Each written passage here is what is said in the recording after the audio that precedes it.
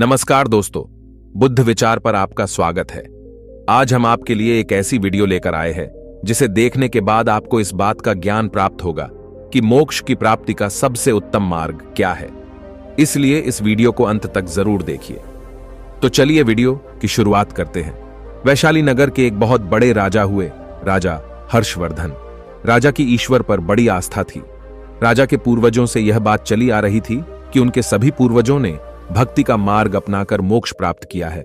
मात्र एक ईश्वर भक्ति जैसा पुण्य कर्म करके मोक्ष को प्राप्त किया जा सकता है। किंतु राजा ने अपने जीवन काल में ऐसे कई दृश्य देखे थे जिस वजह से राजा के लिए इन तर्क रहित बातों पर यह विश्वास कर पाना मुश्किल था कि मात्र भक्ति से मोक्ष प्राप्ति हो सकती है। राजा इसी सोच की उधेड़-बुन में लगा रहता कि मैंने कई परम भक्त देखे, उनकी आत्माएं आज तक धरती पर क्यों भटक रही, असल में सच्ची भक्ति का सही अर्थ क्या है। एक बहुत बड़े संत दुनिया भर का भ्रमण करते हुए वैशाली नगर पहुंचे। राजा तक जब यह बात पहुंची कि एक संत जो कि बहुत बड़े ज्ञानी महात्मा पुरुष है, वेदों का अच्छा ज्ञान है, उनका वैशाली नगर में आगमन हुआ है। राजा तुरंत संत को अपने महल में लाया, खूब सेवा की। संत ने राजा से पूछा कि किसी बात को लेकर चिंतित जान पड़ते हो राजन? यदि कोई सवाल है मन में तो पूछ लो। राजन ने अपने सवाल संत जी के सामने रखते हुए कहा, हे ज्ञानी महात्मा, क्या ईश्वर भक्ति जैसे धर्म कर्म का रास्ता अपनाकर मोक्ष प्राप्त कर पाना संभव है? ज्ञानी संत ने उत्तर दिया, हे राजन, अगर हम सीधे तौर पर आपके प्रश्न का उत्तर दें तो आप उस उत्तर से कदाचित संतुष्टि प्राप्त नहीं कर पाओगे। सच्ची ईश्वर की भक्ति से मोक्ष प्राप्ति होती है। इस कथन में कितनी सत्यता है, यह जानने के लिए आपको संपूर्ण ईश्वर भक्ति को विस्तार से समझना होगा, क्योंकि संपूर्ण ईश्वर भक्ति ही आपको मोक्ष के द्वार तक लेकर जाती है और संपूर्ण ईश्वर भक्ति का आधार है पुण्य कर्म।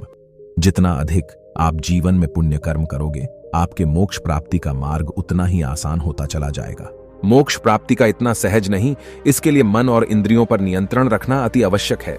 मोक्ष प्राप्ति का पहला नियम यही है, अपने लोभ, मोह, वासना, घृणा, ईर्ष्या, क्रोध जैसे सभी विकारों पर विजय प्राप्त करना, ताकि धर्म कर्म के मार्ग पर यह आपके लिए बाधा उत्पन्न न करे।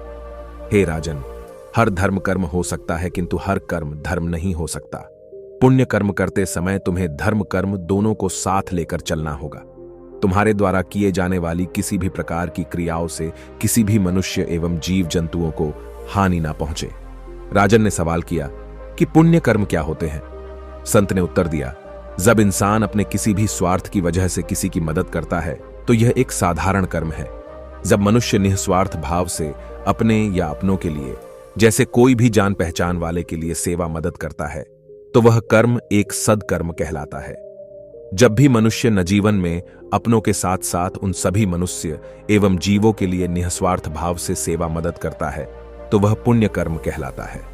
जैसे किसी ऐसे इंसान की मदद कर देना या करते रहना जिससे उसका इंसानियत के सिवा और कोई रिश्ता ना हो, जिससे उसका कोई निजी स्वार्थ ना जुड़ा हो। घर के बाहर पशु पक्षियों के लिए दाना पानी रखना, चींटियों को आटा डालना, आवारा पशुओं की मदद, मुसीबत में फंसे किसी भी मनुष्य एवं जीव जंतु की मदद करना, यह सब पुण्य कर्मों का उदाहरण है। अतः पुण्य कर्म की ही सबसे उत्तम कर्म माना गया है।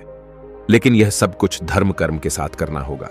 धर्म यानी परिवार, समाज और संसार के हर जीव प्राणी के प्रति अपनी जिम्मेदारियों को समझते हुए हर जिम्मेदारी को सच्ची निष्ठा से निभाना और हर कार्य को पूरी ईमानदारी से पूर्ण करना।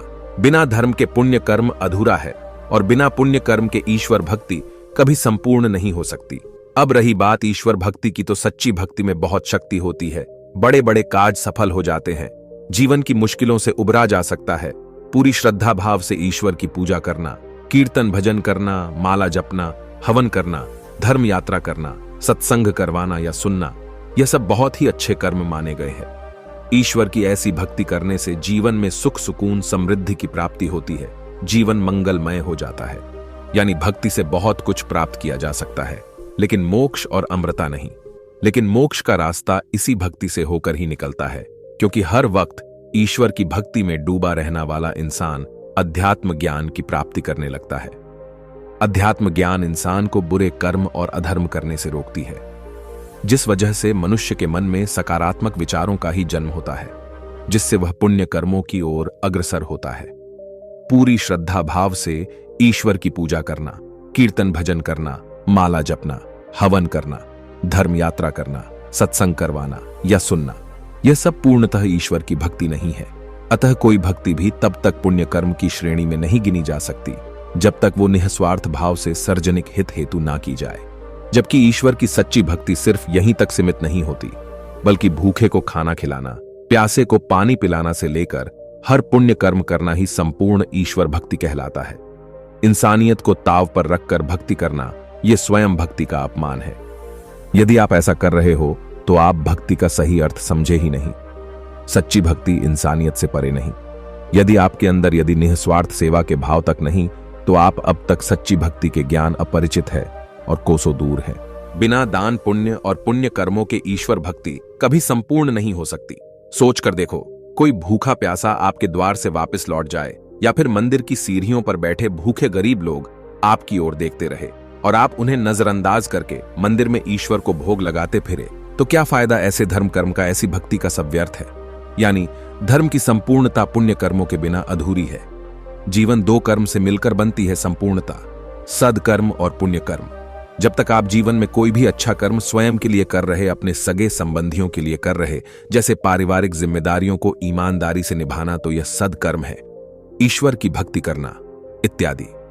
वहीं अगर आप समाज के प्रति जिम्मेदारियों को ईमानदारी से निभा रहे हो, निस्वार्थ भाव से किसी भी मदद कर रहे हो, पशु पक्षियों की सेवा व दया भाव प्रेम रखते हो, दान पुण्य करते हो, तो यह पुण्य कर्मों की श्रेणी में गिने गए हैं। सच कहें तो यह सब भी ईश्वर की भक्ति करने के समान ही है।